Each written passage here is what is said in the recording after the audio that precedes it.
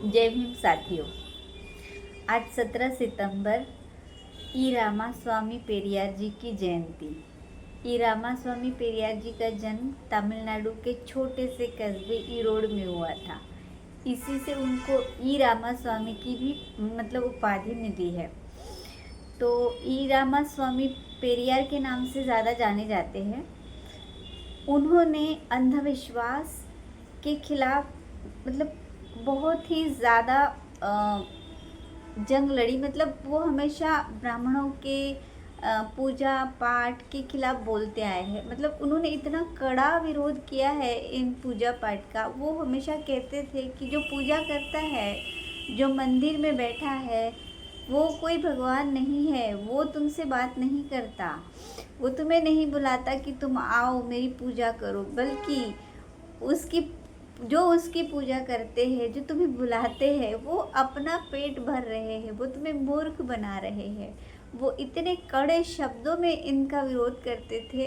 वो ऐसा कहते थे कि अगर आप रास्ते से जा रहे हो और रास्ते में चलते चलते अगर आपके सामने सांप आ जाए और दूसरी तरफ से ब्राह्मण आ जाए, तो आप उस सांप को छोड़ दो उस सांप को, वो तुम्हारा कुछ नहीं बिगाड़ेगा। पहले उस ब्राह्मण को मारो। वो सांप तो तुम्हें फिर भी कुछ नहीं करेगा, पर ये ब्राह्मण तुम्हारा सर्वनाश करेगा। वो इतने कड़े शब्दों में इनका विरोध करते थे, क्योंकि वो मानते थे कि भगवान वगैरह ये कुछ भी नहीं होता। ये कोरा अंधविश्वास है जो सिर्फ और सिर्फ हमें मूर्ख बनाने के लिए रचा गया है। अगर सही मायने में देखा जाए तो सच भी है, पर ये अपनी अपनी वैसे श्रद्धा वाली कोई बात है ही नहीं। सब अपने फ़ायदे के लिए थोड़ा सा डर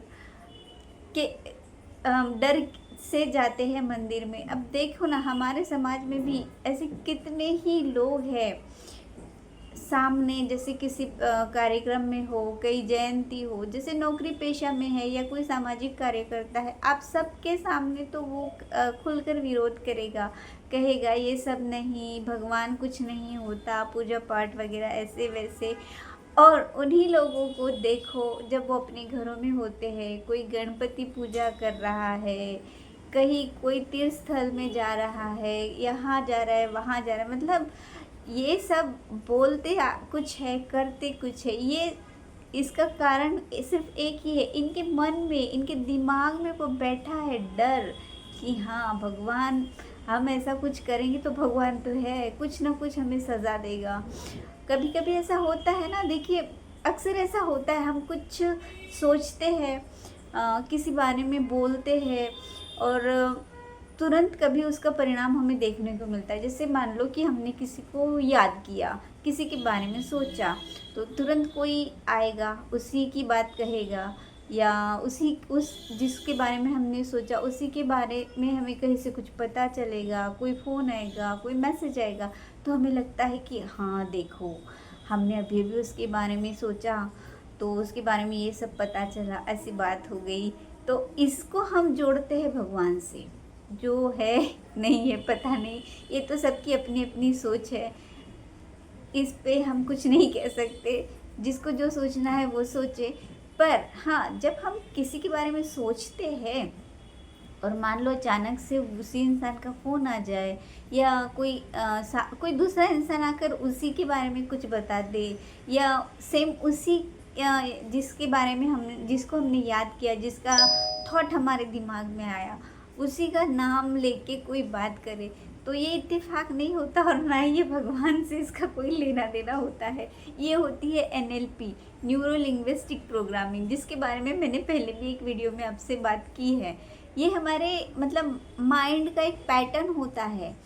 हम जो सोचेंगे दिन भर, जैसे हमारे दिमाग में तो 60,000 से ऊपर के थॉट आते हैं, तो इसमें से ज़्यादातर तो नेगेटिव ही होते हैं। बहुत ही कम थॉट ऐसे होते हैं जो हमारे काम के होते हैं।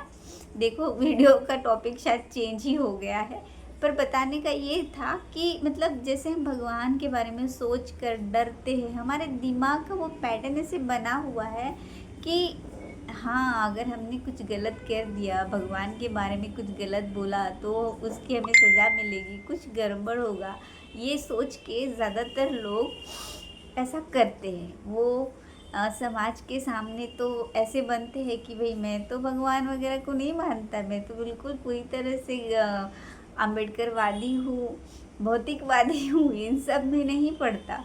हाँ, भले वो घर जाके वो पूजा पाठ सारे रिचुअल्स करे, वो अलग बात है। तो रामास्वामी मतलब पेरियार जी जो थे, वो इस बात का बहुत ही ज़्यादा कड़ा विरोध करते थे। उन्होंने तो ऐसी ऐसी बातें कही हैं कि जैसे उनका तमिलनाडु में उनका मतलब स्टैचू बना हुआ है, पुतला, तो उन्होंने अपने पुतले के नीचे ऐसे ऐसे शब्द लिखे हैं जिसके ऊपर मतलब लोगों ने आपत्ति तक जताई कि ये समाज में विषमता फैलाने वाले शब्द है, इनको हटा दीजिए। तो कोर्ट ने, तमिलनाडु कोर्ट ने खुद कहा है कि ये बातें उन समर्थन करती है उनके विचारों का, सच्चाई है, इसलिए वो अपने पुतले पे ऐसी बातें लिखवा के गए हैं, तो उन्हें कोई नहीं मिटा सकता।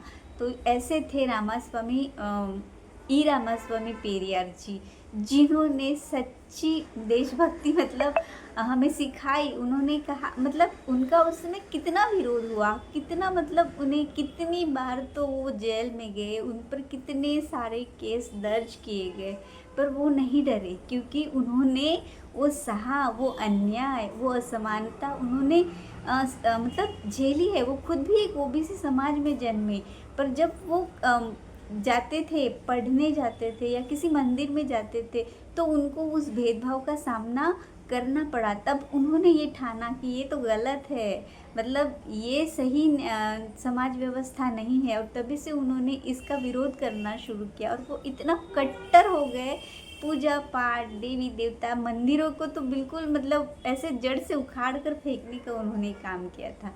तो आज उन्हीं महान नायक रामास्वामी पेरियार जी की जयंती है, तो हमें उनके विचारों से सीखना चाहिए, ये ज्ञान, ये बोध लेना चाहिए कि सच्चाई का सामना कैसे किया जाता है। अगर दृढ़ निश्चय हो तो हम समाज को बदल सकते हैं। उन वैसे समाज को नहीं, हमें उन कुरीतियों को बदलना है जो हमारे मार्ग के आड़े आती है, जो हमें आगे बढ़ने से रोकती है।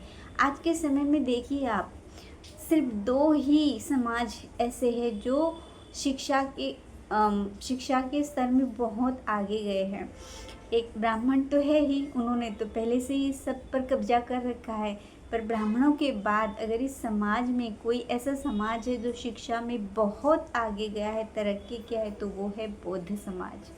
इतना ज्वलंत उदाहरण होने के बावजूद भी हमारे समाज में आज भी लोग अपने आँखों पर पट्टी बांधे बैठे हैं। वो ये देख ही नहीं रहे हैं कि शिक्षा से समाज बदलता है। वो बस अभी भी वही भगवान, पूजा पाठ, ये वो, न जाने समाज कब बदलेगा।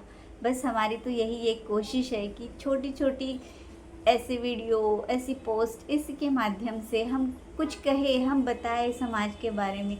हर किसी ने अपना अपनी जिम्मेदारी उठानी चाहिए, जिसे जो लगे वैसा करो। हमें लगता है कि अगर हम कुछ कर सकते हैं, इन वीडियो के माध्यम से अगर हम बता सकते हैं, समाज में कुछ थोड़ी बहुत भी हम अपना योगदान दे सकते हैं, तो हम देते हैं। अगर आपको ये अच्छा लगता है तो इसे लाइक और शेयर ज़रूर कीजिएगा, और अपने विचार भी हमें ज़रूर बताइएगा। तो आज 17 सितंबर को